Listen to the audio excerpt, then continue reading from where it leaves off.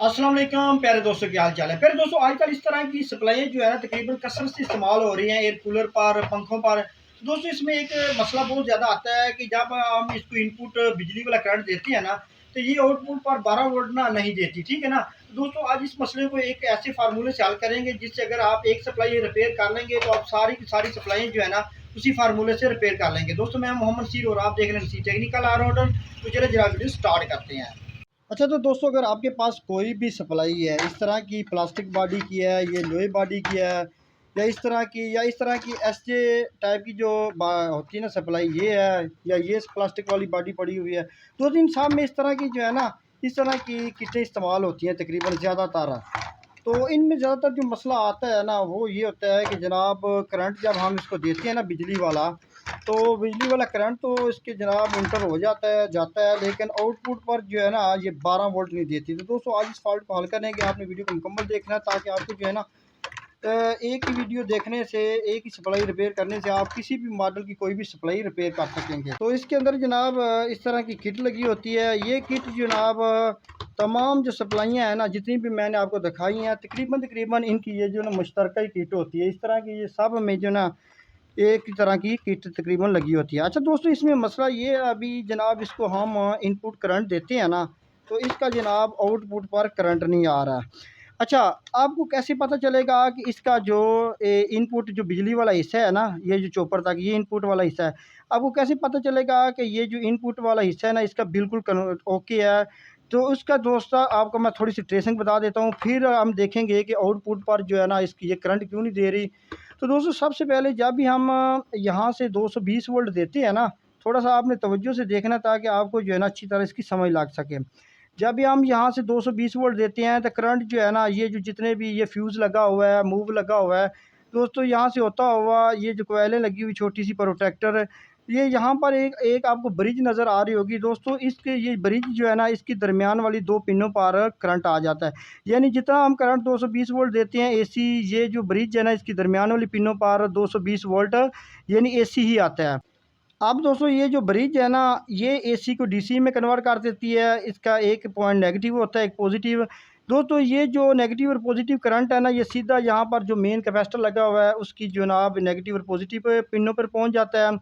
तो वहाँ से करंट जो है ना इस ये जो मेन चॉपर है ना उस पॉइंट पे चला जाता है, और कुछ करंट जो है ना वो चला जाता है ये ट्रांजिस्टर जो है ना इनपुट वाला इसके दरमियान वाली पिन पर। और दोस्तों, जब यहाँ पर एक स्विचिंग आईसी लगा हुआ है, ये स्विचिंग आईसी जब स्विचिंग कराता है तो करंट आउटपुट पे चला जाता है।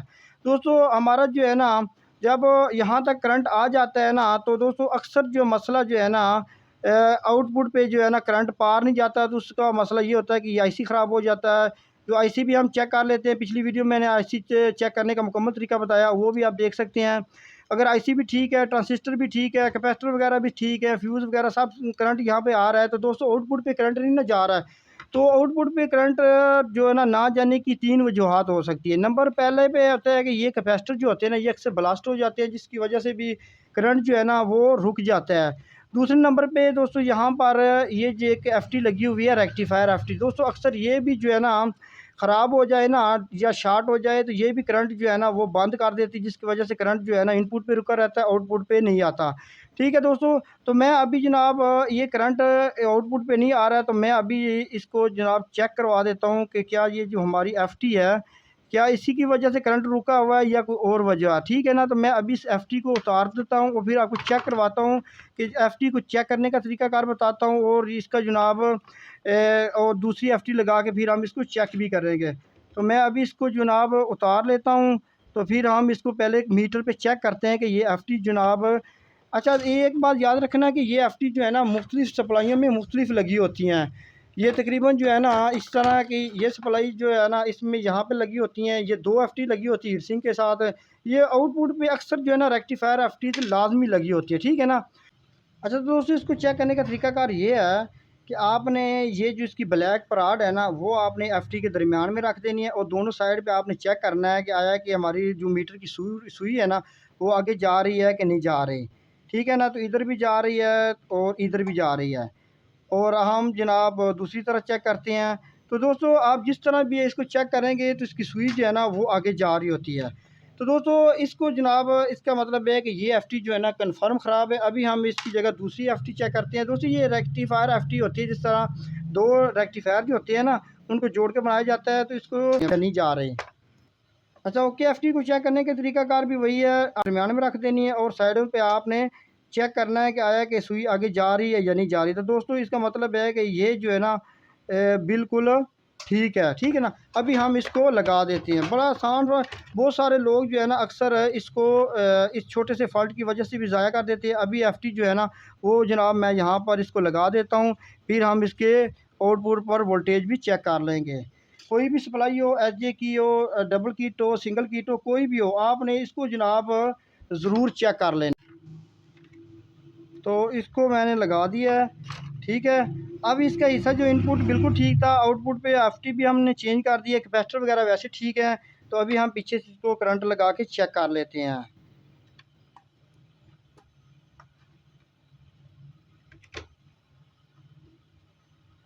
तो ये देखो दोस्तों, इसका पंखा जो है ना वो ऑन हो चुका है और आउटपुट पर करंट भी आना शुरू हो गया है, ठीक है। तो दोस्तों ये जो है ना अक्सर लोग इस तरह की सप्लाइयाँ ज़ाया कर देते हैं। कमेंट्स में भी बहुत सारे लोग जो है ना वो अक्सर यही सवाल करते हैं, हमारी जो सप्लाई है ना वो इनपुट देती है लेकिन आउटपुट नहीं देती।